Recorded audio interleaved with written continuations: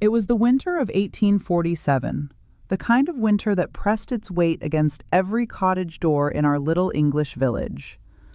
My name is Margaret Fletcher, 28 years old, and until that season I believed my life was simple, steady, and secure.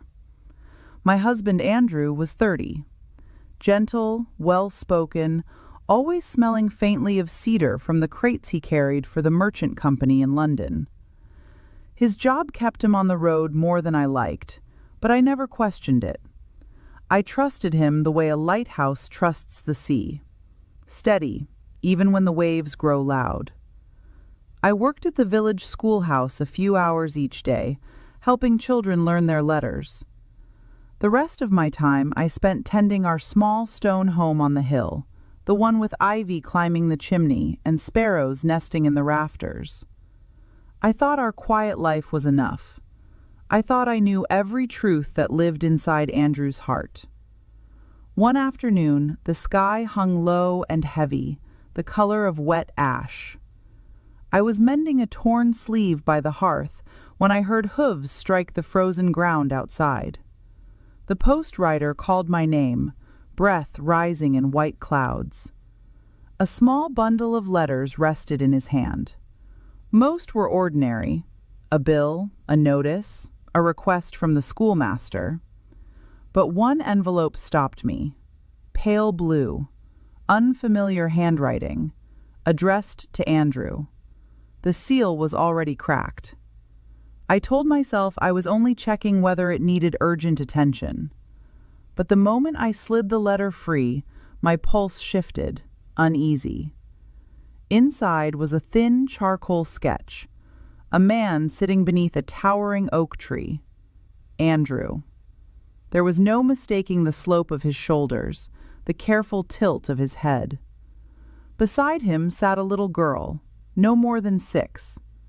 Her curls were wild, her smile bright, and her hand rested trustingly in his. The girl's eyes, they mirrored his exactly. A note was tucked behind the drawing. Andrew, Lily keeps asking when you will return. She waits for you every Sunday.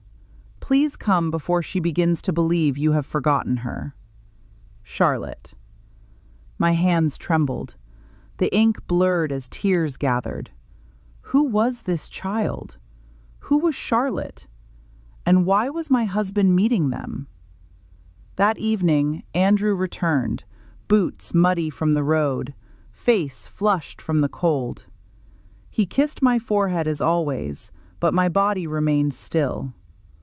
During supper, I slid the letter across the table. His spoon clattered against the bowl. For a long moment, the only sound in the cottage was the quiet ticking of the mantel clock. "You opened it," he said softly. "I did," I replied. "Tell me, who is Lily?" His eyes closed, as if the answer weighed too heavily to speak aloud. When he finally looked at me, the truth came like a stone dropped into still water. "She's my daughter," he whispered. The room spun. "Your daughter? And Charlotte?" My voice cracked. "She and I were together years before you and I ever met," he said. "I thought it was over between us. Then she wrote to say she had a child. I sent money. I visited when I could. But I didn't know how to tell you. I feared you would leave." I stared at him, the man I loved, the man I trusted, and saw a stranger sitting in his place.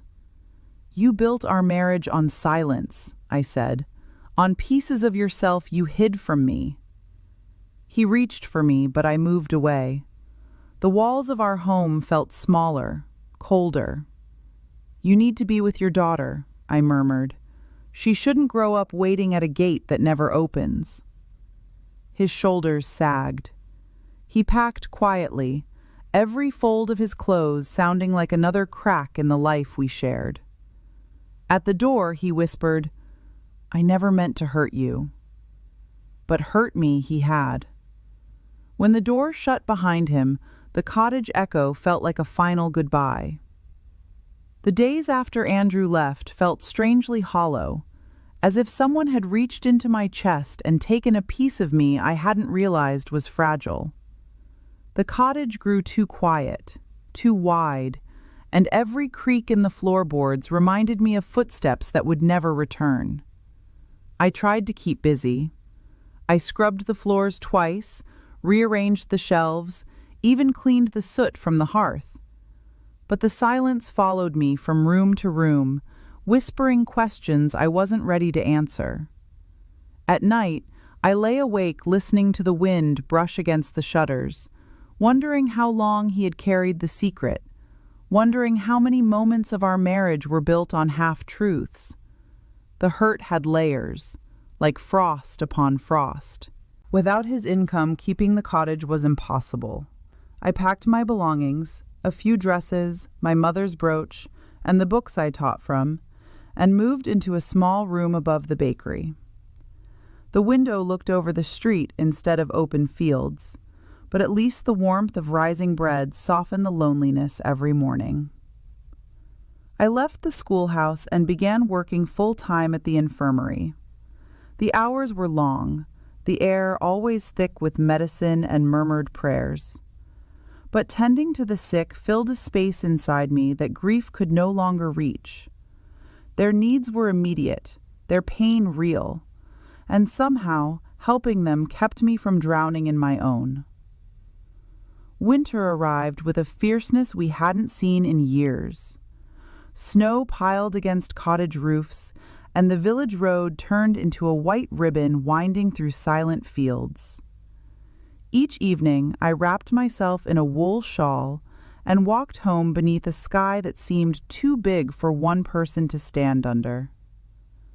One evening, as the daylight faded into violet dusk, I turned onto the lane that led to the bakery. A pair of figures stood not far ahead, a man and a child. My steps slowed. The man lifted his head. Andrew. He looked worn, older than the months that had passed, as if regret had carved new lines along his face. And beside him, holding his hand, was Lily. Her cheeks were rosy from the cold, and her small boots left perfect prints in the snow. For a moment we simply stared at one another, the cold air tightening around us like a string pulled too fast. He didn't speak. Neither did I. But his eyes, soft and aching, told me more than words could. Lily glanced up at me, curious, innocent. She had no part in our heartbreak. She was simply a child wanting her father's hand to stay warm in hers. I offered her a small smile. She shyly returned it. Then I stepped aside, letting them pass. Andrew's lips parted as if he wished to say something, an apology, a memory, a plea. But whatever it was, he swallowed it, as though he finally understood that some doors, once closed, do not open again. I continued walking, snow crunching beneath my boots, breath rising like thin clouds drifting into the night. When I reached my room, I lit a candle and sat by the window. Outside, flakes fell softly, covering the world in a quiet white that felt almost like forgiveness. My heart still ached, yes, but it no longer felt shattered. I had made it through nights I thought would break me. I had learned work that gave me purpose. I had found a new steadiness inside myself, one that did not depend on anyone else's truth. Pain had changed me, but it had not ended me. Looking out at the snowfall, I whispered the words I wished someone had told me months ago. You can survive even the truths that split your world apart. You can rebuild, even if the pieces don't look like the life you imagined. And one day, you will stand in the quiet, breathe deeply, and realize you are still here. You are stronger than the storm that tried to undo you. If this story touched you, remember to like, share, comment, and subscribe. Your support helps these stories reach someone who might need them tonight.